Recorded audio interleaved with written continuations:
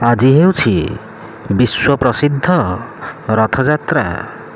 ଚଳିତ ବର୍ଷ ରଥଯାତ୍ରା ହେଉଛି ଅନନ୍ୟ। ଏହିଥର 2 ଦିନ ପାଳିତ ହେବ ରଥଯାତ୍ରା। ଦୀର୍ଘ 53 ବର୍ଷ ପରେ ଏଭଳି ବିରଳ ସଂଯୋଗ ପଡ଼ୁଛି। ଶେଷ ଥର ପାଇଁ 1971 ମସିହାରେ 2 ଦିନ ରଥ ଟଣା ଯାଇଥିଲା।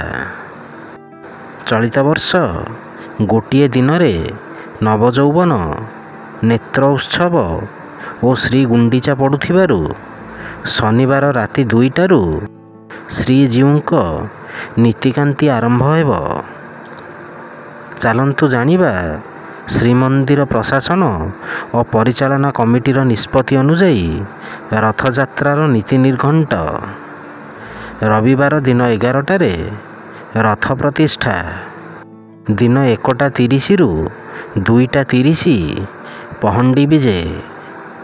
ଗଜପତି ମହାରାଜାଙ୍କ ଛେରା ପହଁରା ଅପରାହ୍ନ 4ଟା। ଅପରାହ୍ନ 5ଟାରେ ରଥ ଟଣା ହେବ ଏବଂ ସୋମବାର ଗୁଣ୍ଡିଚା ମନ୍ଦିରରେ 3 ରଥ ପହଞ୍ଚିବ। ଜୟ ଜଗନ୍ନାଥ।